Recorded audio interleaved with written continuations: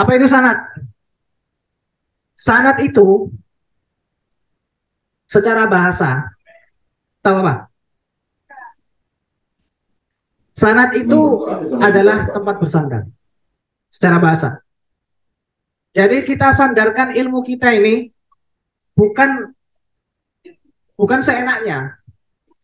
Kita ini berilmu itu tidak seenaknya.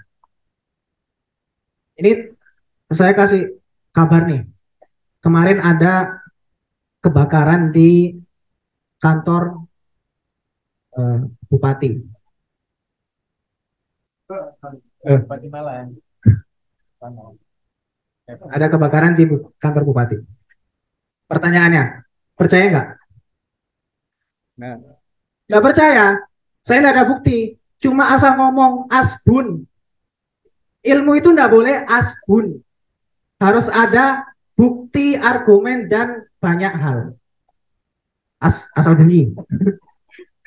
Nggak tahu ya istilahnya. Asbun itu asal bunyi. Walah.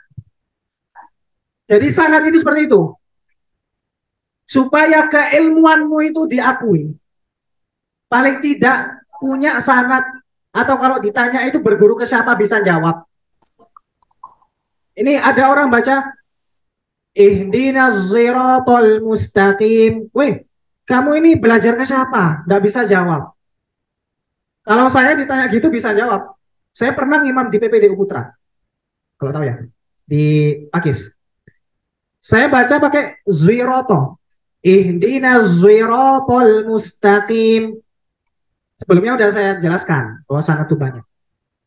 Kemudian ada yang tanya, itu benar nggak? Kayak gitu, Ziroto. Betul. Ada silsilahnya, ada sanatnya.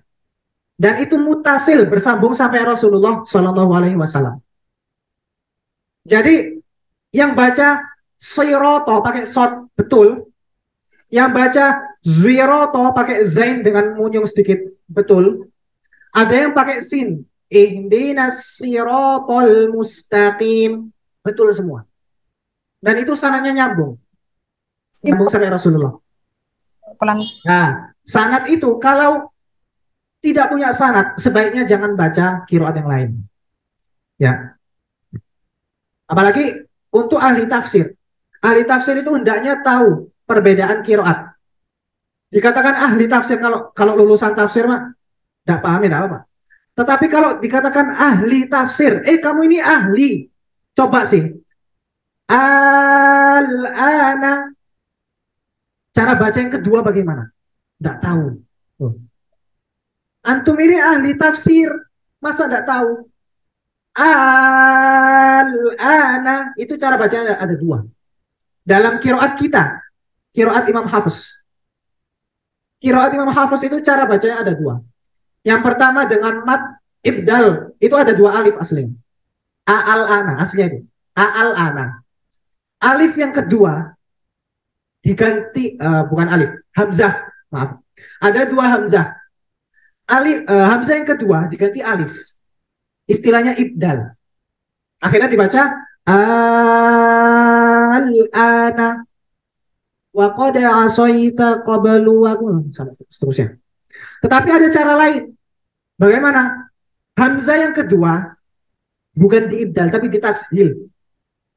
Tashil itu membaca dengan sebagian harokat. Yang tadinya A jadi A. A.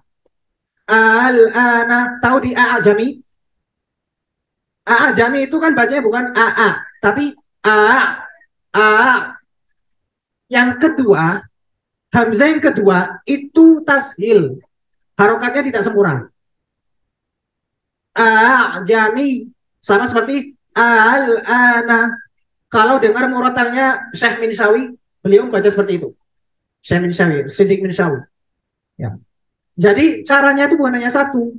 Nah ini sebagai ahli tafsir sebaiknya paham. Itu sanad. Ya. Jadi sanad kalau ditanya apa? Sanad itu salah satu metode untuk memvalidasi bacaan antuna. Bacaan antuna ini ada sumbernya nggak gitu? Kan kalau kita nyomot-nyomot tanpa sumber kan biasanya kena apa? Kena pelanggaran IT. Ya, itulah. Itu jawabannya. Semoga terjawab. Kalau tidak terjawab bisa ditanyakan lagi. Yang lain. Kami akan memberikan contoh untuk surah Ad-Duha. Ad-Duha, ya semuanya udah hafal kan ya? Siapa yang udah hafal Ad-Duha? Dikasih door prize. Yang udah hafal Ad-Duha dikasih door prize. Yang belum ke sawah. Ad-Duha untuk cara baca yang lain. Seperti ini. Bismillahirrahmanirrahim. Wadduha. Sesat, sesat. Itu ada syaratnya. Ikhwati, itu ada syaratnya. Betul. Tetapi tidak sembarang dibaca di sembarang tempat. Membaca kiroat yang lain itu ada adabnya. Ini harus dicatat baik-baik ya. Bukan hanya di kertas ya, bukan hanya di buku, tapi di otak, di benak. Adab untuk membaca kiroat yang bermacam-macam itu ada yang pertama bersanad. Sebaiknya bersanad supaya orang kalau tanya itu kita bisa jawab. Ini sumbernya dari mana? Adapun yang kedua, harus tahu kondisi masyarakat, bacanya apa, menerima apa enggak. Nanti kita susah-susah nih pakai kiroat lain biar wow gitu kan. Ternyata enggak diterima sama masyarakat. Kamu keluar aja dari negeri ini, malah diusir. Ini misalnya tadi sama yang baca Quran Fadli, Fildan, oh Fildan, Fildan insya Allah jadi hafiz Quran. Amin. Amin dong, masa yang amin ini yang lain. Oke. Fildan ini suatu saat nanti akan ke Aljazair. Suatu saat akan ke Aljazair. Ini bukan ramalan ya. Semoga. Maunya lanjut jalan-jalan. Ya kuliah ya jalan-jalan. Kemudian karena pakaiannya itu yang sangat kiai, pakai kopiah, pakai kemeja putih kayak Gus Bahak. Akhirnya orang-orang di tempat itu nyuruh Fildan ini untuk maju. Ya akhi, anta muslim kuais. Kamu seorang muslim yang baik. Maju, maju, jadilah imam. Akhirnya imam lah dia. Ketika imam, Bismillahirrahmanirrahim. Alhamdulillahi Rabbil Alamin Ar-Rahmanir-Rahim Maliki Yaumiddin. Langsung kaget semua satu masjid, gempar. Apa salahnya? Langsung didorong-dorong. Ternyata di Aljazair itu membacanya bukan dengan kiroat kita. Kiroat mereka itu lain. Mereka tidak baca Maliki, mereka bacanya Maliki, pendek. Maliki Yaumiddin. Baca Al-Duha, Wadduha, Wallaili idza saje, ma wadda'aka rabbuka wa ma qala, walal akhiratu khairul laka minal ula. Ini Al-Quran ya, Al-Quran. Dan itu betul. Ketika ketika membaca di tempat Aljazair misalnya atau Maroko, di Afrika Utara, kita bacanya pakai biasa. Wadduha walaili idza saja. Antum yang ditertawain. Kebalik. Dikira antum ngelawan. Ya sama seperti saya contohkan ini. Antum kan karena tidak terbiasa jadinya ketawa. Seperti itu. Di sana, di belahan bumi yang lain, ya antum harus tahu gitu kan. Jadi jangan kayak Attack on Titan di dalam apa? Tembok aja. Kelilinglah dunia supaya tahu dunia lain gitu. Oke. Yang pertama, kapan sih biasanya tahu waktu berapa lama waktu untuk mengambil sanad? Itu relatif tergantung kepada siapa kita mengambil. Ada yang cepat, ada yang lambat. Kalau saya ini termasuk pertengahan. Nah, saya selalu pertengahan ya. Udah tahu ya kenapa? Dari dulu itu saya selalu pertengahan. Nilai tengah-tengah. Hidup pas-pasan. Wajah pas-pasan. Apa? Body pas-pasan. Kepintaran, IQ pas-pasan. Apalagi? Terus lama waktu untuk ngambil sana juga pas-pasan. Ya. Jadi kalau saya itu maksimal untuk mengambil sanad itu 3 bulan.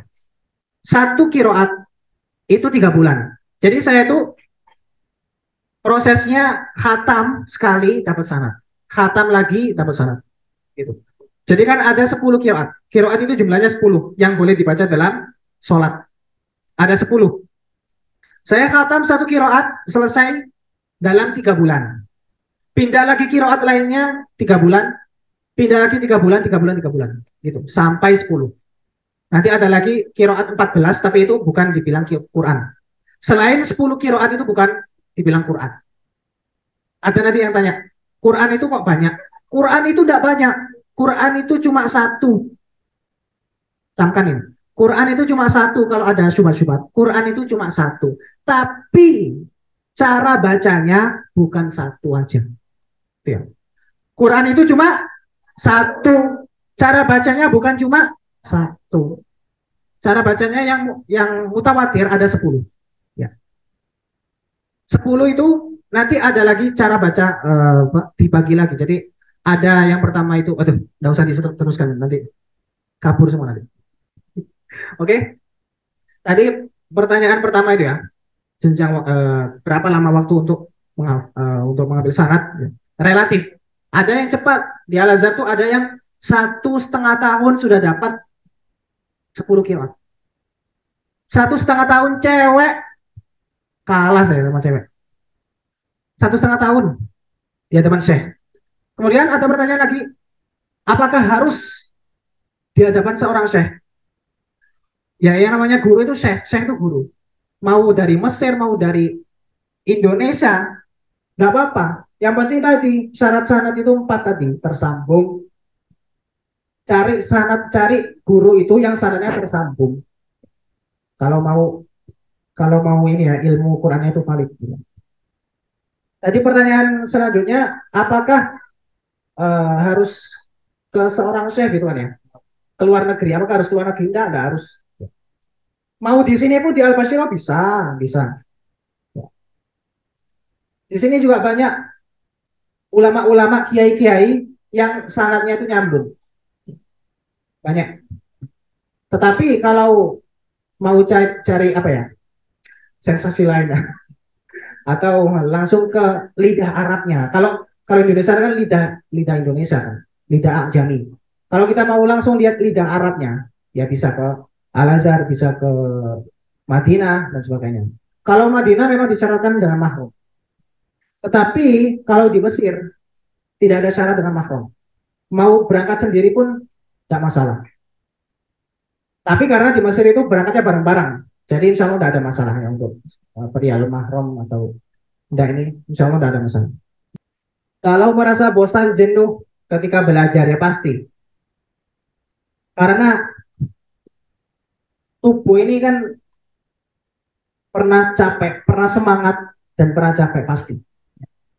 Kalau misalnya latihan bela diri, ini antum ada waktunya antum kram nih, misalnya belum pemanasan ya awalnya.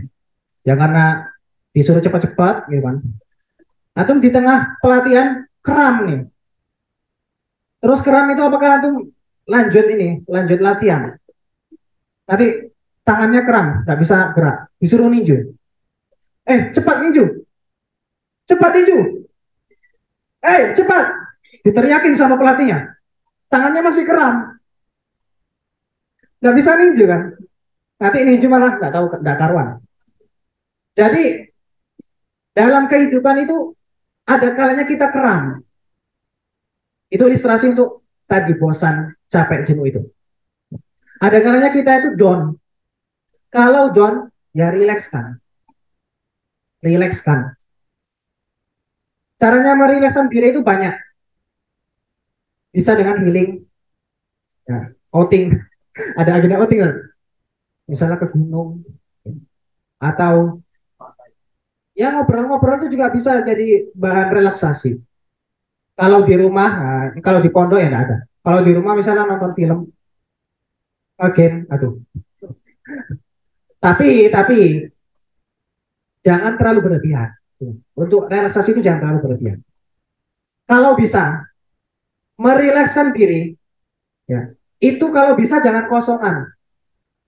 Antum lagi capek nih, tidak semangat, atau lagi sakit-sakitan, akhirnya tidak semangat menghafal Al-Quran, tidak semangat lagi belajar, tidak semangat lagi hidup. Waduh,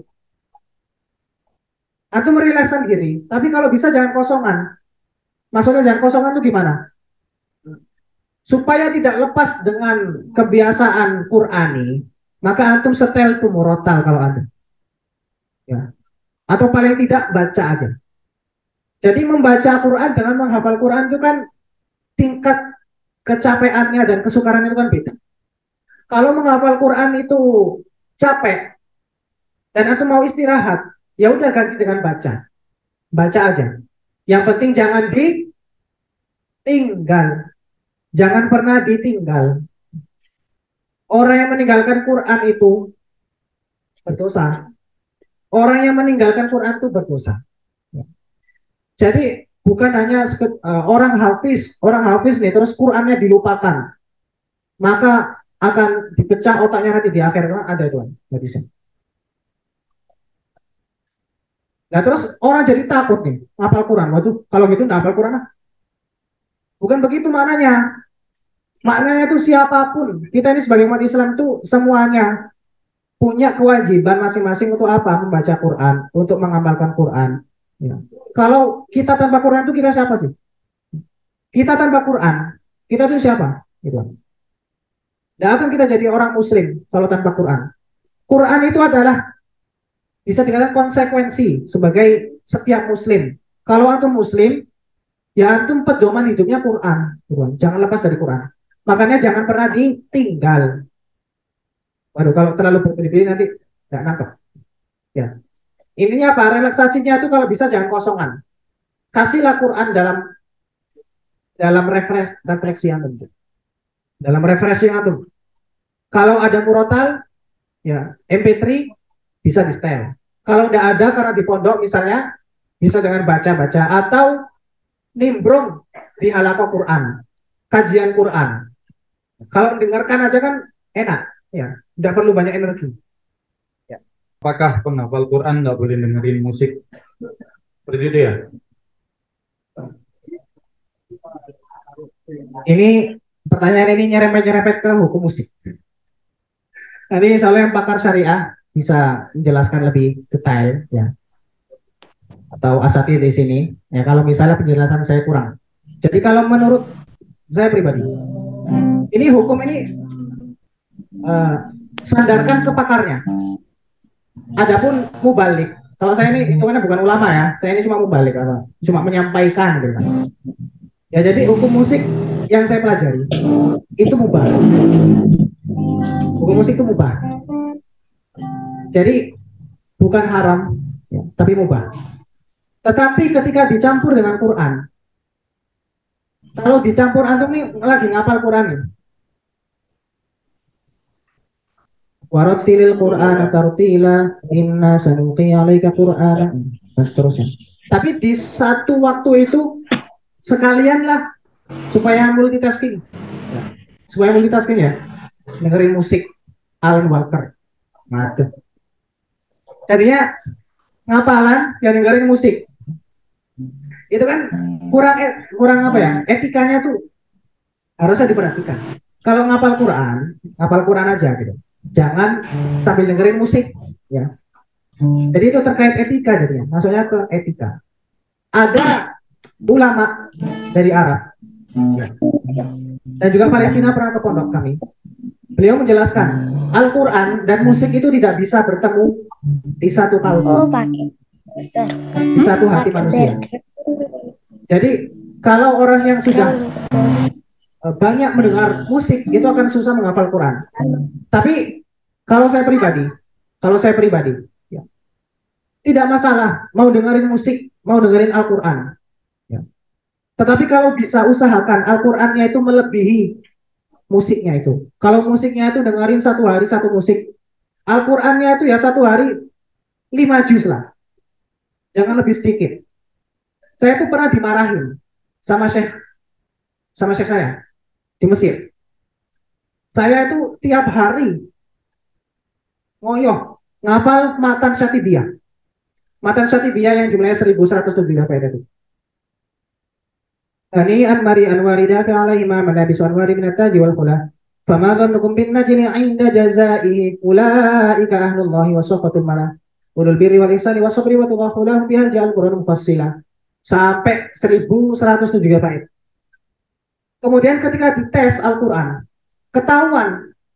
Jadi di Mesir sana, guru kami itu tahu siapa yang hafal murajaahnya satu hari satu juz, siapa yang 2 juz, 3 juz, 5 juz. Itu ketahuan dengan cara bacanya. Cara dia menjawab soal-soal. Jadi di sana itu tiap semester diuji, kami diuji. Dikasih soal, misalnya innalladzina amanu wa amilus solihat berapa kali dalam Al-Quran. Soalnya macam itu. Dan juga melanjutkan soal-soal. Lanjutkan ini. In ana illa nadhirum mubin. Lanjutkan. Kemudian kita lanjutkan biasanya satu halaman. Satu halaman ganti soal. Ya semacam ujian Quran. Itu ketahuan dari hafalan, dari cara baca kita itu ketahuan kita setiap hari murojaah berapa juz. Waktu itu anak jujur. Beliau tanya saya, aku murojaah 1 juz ya? Iya, saya jujur. Terus saya kasih alasan lain, karena saya fokus menghafal matan syatibiyah. Dimarahin saya. Ahli Quran itu harus memprioritaskan, lebih membanyakkan Al-Quran daripada hafalan yang lain. Kalau mau dengerin musik, mau update musiknya siapa lah misalnya. Kalau mau update itu Qurannya itu jangan lebih sedikit daripada dengerin musiknya. Itu saran dari saya.